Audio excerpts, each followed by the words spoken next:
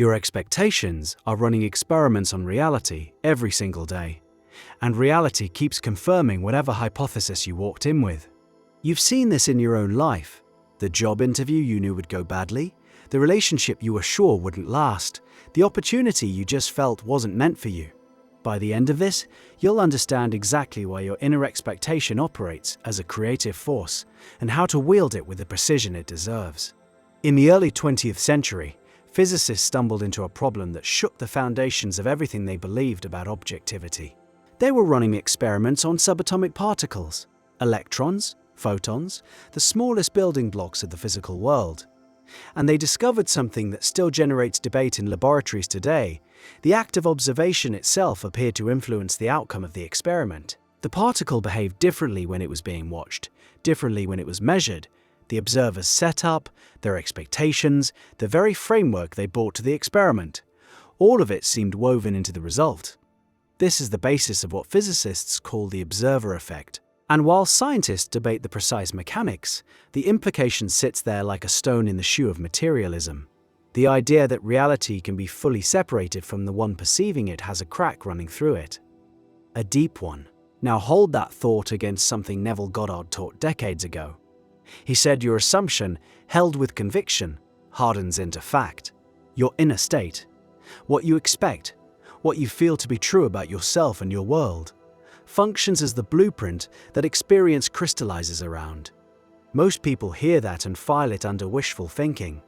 But the physics offers a strange echo. Consider the double-slit experiment. When particles are fired at a barrier with two slits, they create an interference pattern on the other side, behaving like waves. But when a detector is placed to observe which slit each particle passes through, the interference pattern collapses. The particles start behaving like particles. The observation changes the behavior. Something about the act of looking, of expecting a specific type of result, reshapes what shows up. What if your consciousness operates on a similar principle with the events of your daily life?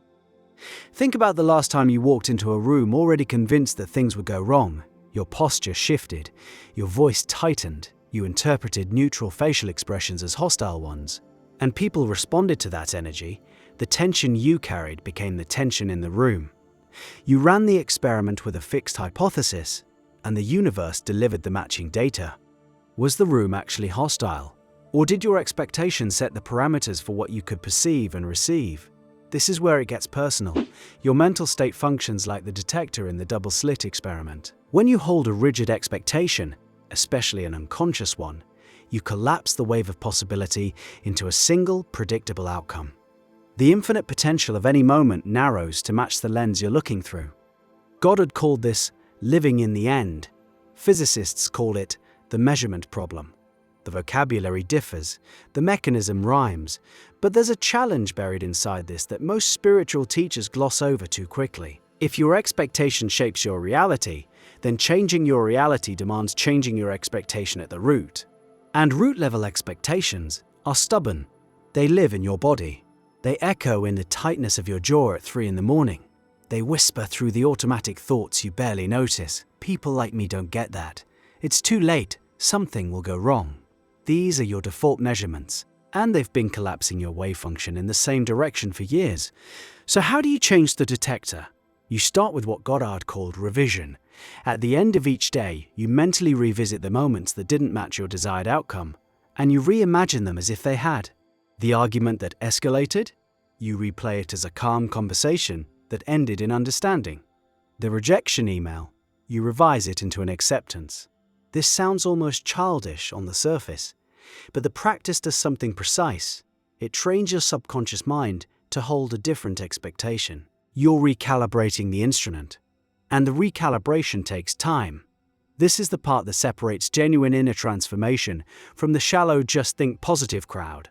A physicist doesn't change the calibration of a sensitive instrument by hoping it adjusts. They make deliberate, repeated, careful modifications, they test, they measure again, they refine. Your consciousness requires the same discipline. You sit with a new assumption even when the old evidence screams louder. Especially then. There's a concept in quantum mechanics called the Quantum Zeno Effect. When a system is observed frequently enough, it can be frozen in its current state, prevented from evolving into something new. Your habitual self-monitoring does the same thing. Every time you check for evidence that your new assumption is working, you freeze the process. You collapse the wave function prematurely. You pull the bread out of the oven before it's risen. The spiritual discipline here is counterintuitive. You must hold the new expectation while simultaneously releasing the need to see proof of it. You trust the process by refusing to keep measuring it. That old journal entry you wrote 6 months ago, filled with worries that feel foreign now, that's evidence that your baseline expectations do shift. Slowly, often invisibly, but they shift.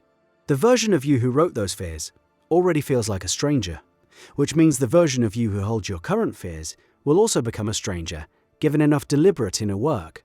Consider what happens when two physicists design the same experiment with different theoretical frameworks. They often emphasize different variables, notice different anomalies, and sometimes reach different conclusions from identical data. The framework precedes the finding. Your life works the same way. Two people can experience the same layoff, the same breakup, the same financial setback. One filters it through an expectation of eventual restoration and finds the opening. The other filters it through an expectation of perpetual loss and finds confirmation of that instead. Same raw data, different observer, different outcome. This is why Goddard insisted that the feeling is the secret. The intellectual understanding alone changes very little. You can read every book on manifestation ever written and still walk through life with the posture of someone bracing for disappointment. The feeling of the wish fulfilled, that specific embodied sense that what you desire is already yours, rewrites the observer's framework at the level where it actually operates. Below thought, in the body, in the breath, in the quiet hum of your nervous system when you're falling asleep. And sleep is where the real laboratory opens. In that drowsy state between waking and sleeping, what mystics call the hypnagogic state, your conscious mind loosens its grip. The habitual detector powers down. In that window, a new assumption can slip past the guards of logic and evidence and embed itself where it matters, in the subconscious, which runs roughly 95% of your daily experience on autopilot. The few minutes before sleep are your most potent experimental window. Use them with intention. Feel the reality you're choosing as if it's already the one you're living in. Now, a fair challenge from within this framework: if everyone's observing and expecting simultaneously, whose expectation wins? Goddard addressed this directly. He taught that your consciousness is the operant power in your world. Other people exist in your reality as reflections of your dominant assumptions about them. Change the assumption, and the reflection shifts. This is a demanding teaching. It places full responsibility on the observer. Every result, every encounter, every door that opens or closes traces back to the inner state you carried into the room. That weight of responsibility is real. Sit with it, because on the other side of that weight lives something most people spend their entire lives searching for: genuine creative authority over your experience. The physics whispers it through equations. The mystics stated it plainly. Your expectation is the instrument, and the instrument shapes the measurement, and the measurement becomes the reality you walk through every day. So tonight, as you lie in the dark and feel the day releasing its grip on your attention, choose the experiment deliberately. Hold in your mind the outcome you would celebrate. Feel it in your chest. Let it warm the space behind your ribs. And then, this is the crucial part, let it go. Fall asleep inside it the way you'd fall asleep inside a familiar room. No grasping, no checking, just the quiet certainty of someone who already knows what the morning holds. The laboratory has always been open. The instrument has always been yours. The only variable left to adjust is the expectation you bring to the next observation.